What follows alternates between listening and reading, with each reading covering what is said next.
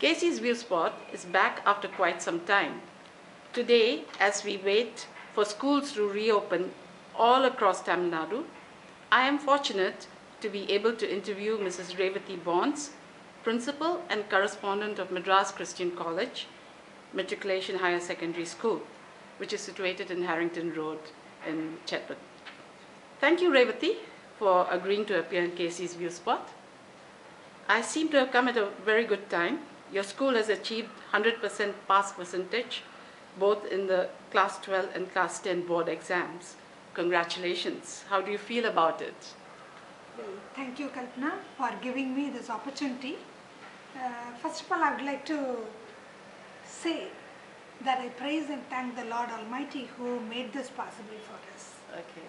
I believe in the verse that says, the horse can be led to the water, but the victory, the horse can be prepared for the battle, but the victory comes only from the Lord. So, though we have been working really hard and my teachers have been toiling day and night, the victory has come only from the Lord. I believe in that and I praise Him for it. I am really happy to be here with you today. It's the first time I'm interviewing a principal of such a large school. How long have you been a principal here? I took charge as principal in the year 2006, and this is my first assignment, and this is a seventh year for me. Okay. Previously, I was vice principal in another school. Yes. In Chennai? In Chennai. Okay. In Chennai, in St. John's Matriculation Higher Secondary School in Villivakkam. Okay. I've been there for 15 years. Oh, so after 15 years, I had to resign for some reasons. And I came and joined here as PGT English. Okay. I think it is God's will that He made me the principal. And I am today sitting in this chair. So when you say you've been here 7 years, how many years as principal? Yes, right from the beginning. Actually, I joined in June, in the month of June, as PGT English. In the month of October, I took charge as principal. That is when I was a teacher only for a period of 3 months. Okay. So this is just basically a boys' school, is it? It was a boys' school basically. But 3 years back, we made it. The board decided to make it a co-educational school. Okay. So we have been having girls right from 2010. Okay, so under your charge, you've got the girls coming in. So, how many students are there normally? There are totally, now this year we have about 1,900 students. Okay. Actually, when I took charge in 2006, the strength was 751. Okay. 751. Wow, it's really grown. Yes. And over the years, the strength has increased like this. So you got the infrastructure and everything? Yes, we do have a beautiful infrastructure with all the facilities, a beautiful playground, tennis courts, swimming pool, beautiful auditorium, everything we have. Okay. And when you say MCC, we normally think of the college in Tambaram. How many MCCs are there? Actually, we all belong to the same group. Management. That is, we all come under the same banner, MCC Association. Okay. So MCC Association runs all these institutions, that is MCC College, Madras Christian College, then Madras Christian College Higher Secondary School, which is the original school, about 177 years old. Okay.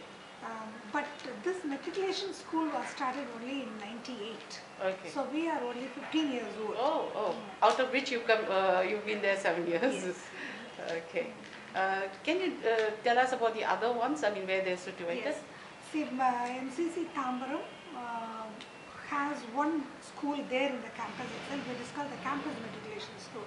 And they also have one charity school called RSL Matriculation School. Okay.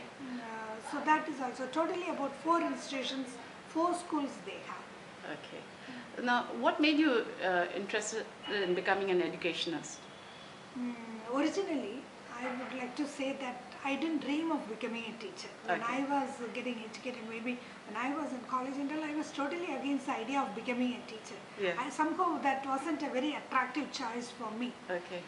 But my parents wanted me to be qualified. Yeah. So I I completed my MA and then I completed my B.Ed also. Yeah. But I didn't take up a job straight away. Okay.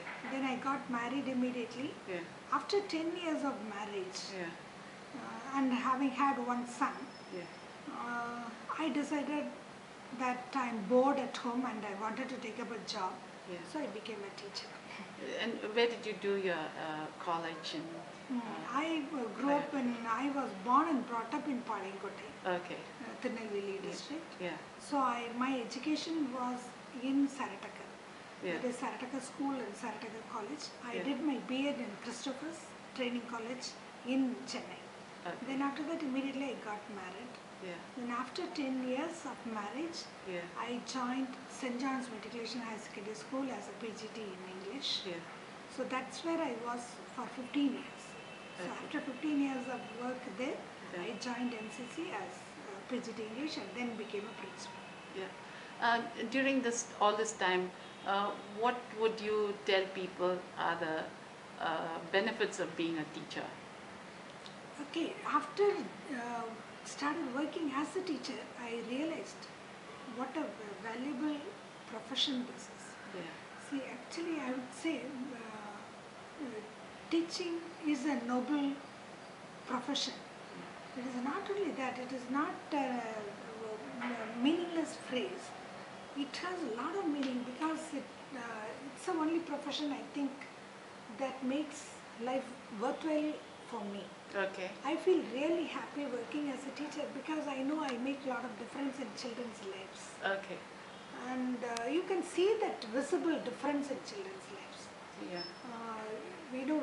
When I go out Yeah. and children come running to me, or even adults, grown-ups come running to me saying, Ma'am, I was your student Yeah. 10 years back. I was your student in St. John's.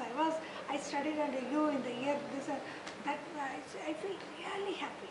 And mostly, I should tell you, wherever I go, I meet some of my students. Okay. And they are all grown up and they have young children and they come and talk to me, ma'am, I'm so grateful to you. I feel very happy.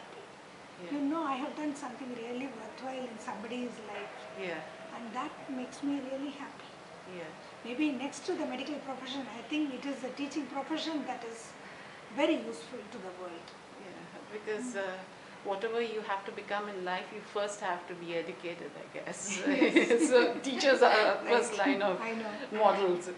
But what would you say to the question about the impact of technology on the minds of these young minds, whether the teachers still have as much of an influence they used to have? See, even now, the impact of teachers is maybe decreasing. It is not as powerful as it used to be. Okay. Because previously children didn't have so many distractions. Yes. But now these children are subjected to a lot of distractions in the form of internet, video games, this, that, and so many things are there Yeah. which can corrupt the young minds. Yeah. And I see that every day. Yeah. Every day we find the impact of these kinds of things which corrupt the children's minds. And these days children, as young as 6th standard and 5th standard children, the first question they ask is, when my teachers tell me, when they go to the class, in the month of June, Yeah. the first question children ask the teachers is, ma'am, are you in the Facebook? Oh. See, this is the kind of thing that we find every day. And in the adolescent years, Yeah. the children are corrupted by these things. Watching porno, this, that, and so many things are their cell phones. They become addicts. Okay. That's really sad. Teachers are losing their influence over No, the children. is it that means the role of the parents should come into play here? Yes. Like when you just now mentioned watching porno and all. So would you say there should be somebody to check all this, or?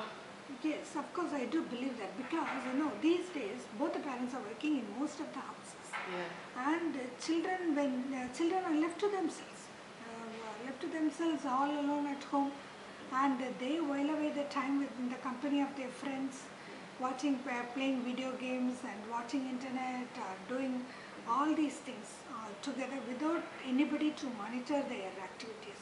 That's a really sad thing, in fact. There are, these days we don't have joint families where the grandparents will be there to watch over them. We don't have the grandparents at home these days. It's all nuclear families. All nuclear families. Yeah. And children are left to themselves. That is one of the major reasons these children get into these sort of habits. And parents should take an active role in bringing up the children. Many parents think once they leave the child in the school, it is the school's responsibility to bring up the child. It is not that. See, basic values should be inculcated in a child at home. Okay. So parents should take the interest to inculcate and form the habits of the children. And they should take some extra interest in monitoring the activities of the children or forming the character of the children. That's very, very important. Sometimes I feel that mothers can at least sacrifice few years when the children are growing up to stay home and bring them up properly. Okay. Money is not Everything. not everything. Children are more important than money. Okay. So some adjustment and some reckoning should come to play. What are some of the challenges you face as a principal? See, every day brings new challenges. When I handle these adolescent children, Yeah. from the age group of 3 to 18 we have. Yeah. The most problematic group is in 7th standard, 8th standard, 9th standard. Okay. Okay. Why? See, these 3 years are the Yeah. adolescent years. Yeah. And this is the age in which children get into all sorts of problems. Okay. Emotional problems are there. Some children feel very insecure Yeah. and they feel inferior, and those kinds of problems are out. The peer group pressure is so much on them. They get into wrong company and get into problems. Yeah. And this is the group where we have there's watching porno, cell phone addiction, all that is very prominently seen there. So you might have heard about the case where a child murdered a teacher. Yeah. A teacher was murdered by a child, a 9th standard child. This year? Yeah, last year. Okay. Last year, a Hindi teacher in one of the Chennai schools. Oh yes, yes. That was quite Yes. prominently featured. And Yes. See, if you notice, the child was in class 9. Yeah. So that is the age in which they need extra protection, Okay. extra watchfulness and alertness from the part of the teachers and parents. Okay. What are some of the ways in which the school can help in sort of curbing these sort of activities? See, actually, in our school we believe in making the children to be very active. Okay. See, we have a lot of games and activities for them. So if the children play Yeah. and spend enough energy in the playground, I think they may not have so much energy to get into problems in the classrooms. Okay. That is one thing. Another thing is, I personally believe that children should be taught values. So we have the scripture periods, we have the moral science periods, and we have teachers talking to the children all the time. And we have a lot of activities where these values can be inculcated. And we also have club activities where the children's creativity can come into play. Okay. So children get a lot of opportunities to do something new with their hands or think and get into activities which will be very interesting to them. If they have enough activities and enough playing in the playground and all that, I think this kind of problems may Be curbed to some extent. To some extent. Yes. So, what is your vision for the school? Where would you like to see it headed? Yes. See, I would like to see the school as one of the most prominent schools which gives a lot of importance to character. Okay. Character, values, discipline.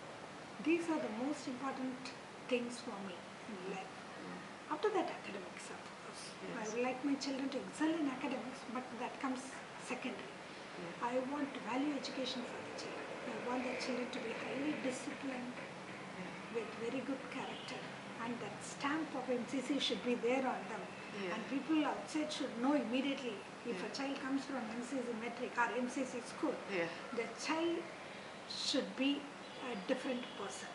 Okay. Should be different, should be unique in the way that the child's character is formed.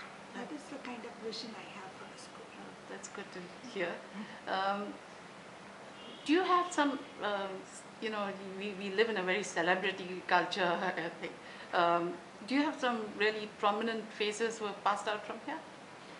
See, actually, as I told you, our school is only 15 years old. Okay. So even my first batch children yeah. are in the final year of college. Okay, okay. So they haven't really come out as adults. Yes. But I'm sure you'll soon be finding doctors, engineers, and we do have a lot of doctors and engineers, yeah. but they are still in that PG level.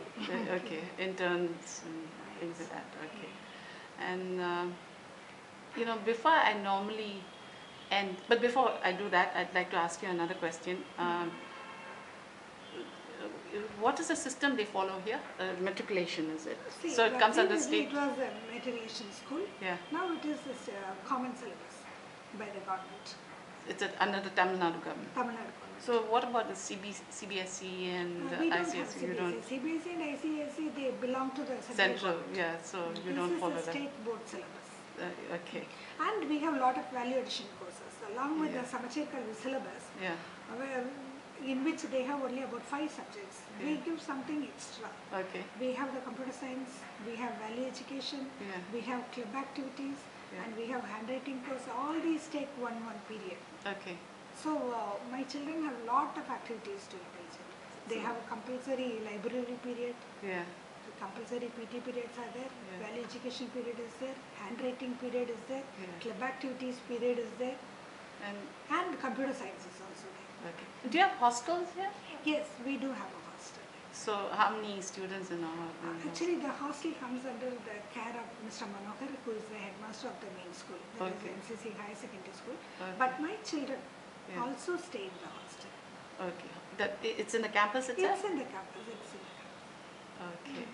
So normally, you know, I end by asking, what would you like to say to the world? Anything. It's your time now. See, what will I say? I would like to serve the Lord more. Yeah. And I feel this is my field, mission field. Okay. And this is where God has kept me as a missionary. Okay. So I want to reflect Yeah. the love of God Okay. through my activities, through my words, Yeah. through my vision for the school. I would like to be a testimony for the Lord Almighty. And the children who study here are my subjects, Yeah. to whom I can talk about the love of God. Yeah. This is it. Yeah, I think you've done that in a very, you've really shown through your life that you are serving the Lord, and may you continue to do so. May you stay in the seat for a long time. And I just, you know, while you were talking, I just have one more question. What is the subject in which they have excelled for this year's results? I would like see in higher secondary board examination, my children have done really well. The topper has got 1181 out of 1200, Okay. and they have got 5 centums. I think almost all this. I would like to say this because one of my children has got centum in physics. Okay. And that is remarkable in the sense there are only 36 centums in the whole of Tamil Nadu. Okay, so one of them is from MCC. One of them is from MCC. Thank you so much for spending time in KayCee's ViewSpot, and wish you all the best. Thank you so much.